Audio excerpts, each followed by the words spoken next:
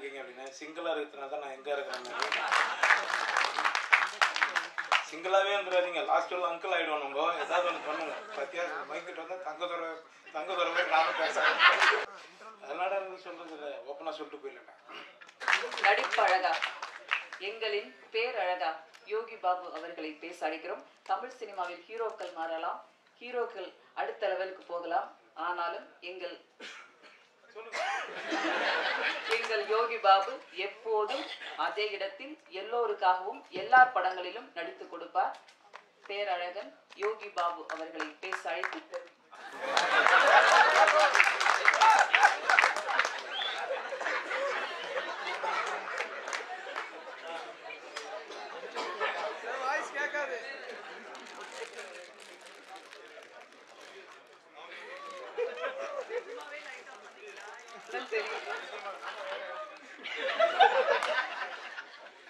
நீங்க கவலைப்படாதீங்க.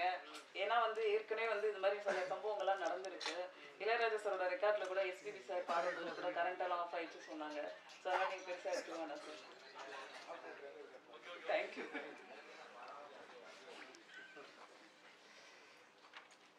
எல்லாருக்கும் வணக்கம்.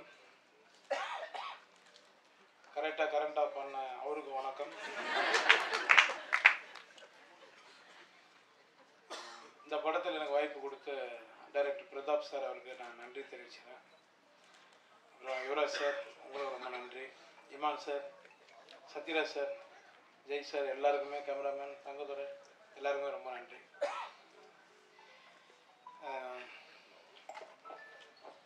பிரதாப் நான் கொஞ்சம் உரிமையோடு பேசுவேன். ஏன்னா ஃப்ரெண்டு தான்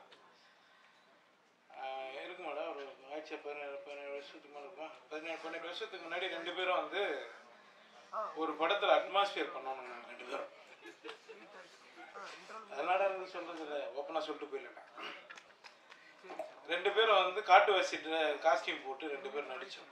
2 பேரும் ஒரே ரூம் தான். அப்படின்னா பாருங்க எப்படி இருக்கணும். அப்பயே பேசுவோம் நாங்கள் 2 பேரும், மச்சான் எப்படியாவது என்ன பண்ணி மேலே வந்துடணும்டா அப்படின்னு.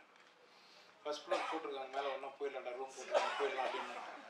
அப்பயும் அவனுக்கு நக்கல் ஜாஸ்தி, காமெடி எவ்வளோ பண்ணான். இன்னைக்கு அவன் டைரக்டர் ஆகிட்டாரு. நான் ஏதோ தெரிஞ்ச அளவுக்கு நீங்கள் சொல்கிற மாதிரி ஒரு காமெடி நடிகர் ஆகிட்டேன்.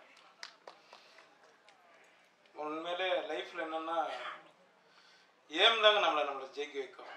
எதை பற்றி நம்ம கவலைப்படாமல் நம்ம வேலையை மட்டும் நம்ம பண்ணால் கண்டிப்பாக நம்ம ஜெயிச்சிருவோம்.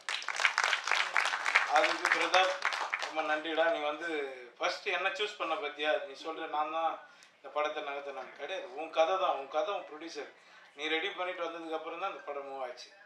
நான் உனக்கு ரொம்ப நன்றி தெரிவிச்சுக்கிறேன். ரொம்ப நன்றி. எனக்கு சொல்லணும்னு தோணுச்சுங்க, அதனால் சொன்னேன். இந்த படம் பார்த்துட்டு நீங்கள் இப்போ ப்ரொடியூசர் சொன்ன மாதிரி அவரும் ஒரு பேபி தான். நாங்கள் இங்கே ஷூட் எடுத்துருந்து அவர் பண்ணி எங்காவது மோனில் நின்றுப்பார். என்ன எடுக்கிறாங்கன்னு தெரியல, நல்லா எடுத்தா சரி அப்படின்னு. சார் இது உங்கள் படம் சார், ஏன் சார் இப்படி பேசுறீங்க அப்படின்னு.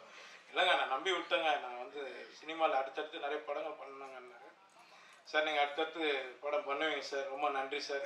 இமான் சார், சார் உங்களை எனக்கு ரொம்ப பிடிக்கும் சார், ரொம்ப நன்றி சார். உங்களுக்கும் சத்யராஜ் சார் சொல்லவே வேணாம், எல்லாருமே பிடிக்கும். நிறைய கவுண்டமணி சார் பற்றி தான் நாங்கள் ஸ்பாட்டில் உட்காந்து சார் நானும் நிறைய பேசிகிட்டு இருக்கோம். அவர்கிட்டையும் சொன்னேன் நான் ஒரு மாதிரி கவுண்டமணி சார்கிட்டையும், சார் இதுமாரி சாரோ நடிகர் நான் சின்னகிறாரப்பா அப்படின்னாரு. ஆமாம் சார், நான் கூட பிரேக் எடுத்துரும்போது பாருன்னு கிளம்பி போயிட்டேங்கிறேன் எக்ஸ்பிரஸ் மாதிரி அப்படின்னு. அதனால எல்லாருக்கும் நான் நன்றி தெரிவிச்சுக்கிறேன். இந்த படம் வெற்றி அடைய நீங்கள் தான் பக்கத்துணையாக இருக்கணும். ரொம்ப நன்றி. ஜெய் சார் கேட்டேன் நான் அவர்கிட்ட, எப்படிங்க எப்படி எங்கே இருக்கீங்க அப்படின்னு. சிங்கிளாக இருக்கிறதுனால தான் நான் எங்கே இருக்கிறேன். சிங்கிளாகவே வந்துடாதீங்க, லாஸ்ட்டில் அங்கிள் ஆகிடுவோம். நம்ம ஏதாவது ஒன்று பண்ணுங்க. பத்தியா மைக்கிட்ட தங்க துறை நானும் பேசுகிறேன். ரொம்ப நன்றி, ரொம்ப நன்றி. தங்கதுரை நானும் ஒன்றுமே தான் பேசிட்டு இருந்தேன். என்னை எல்லா டேரக்டரும் சேர்ந்து சட்டில் ஆக்டராக மாற்றிட்டாங்க, மாடர்ன் ஆக்ஷன் எல்லாருமே. ரொம்ப நன்றிங்க, ரொம்ப சந்தோஷம் எல்லாருக்கும். இந்த படத்தை வெற்றியடை செய்யுங்க.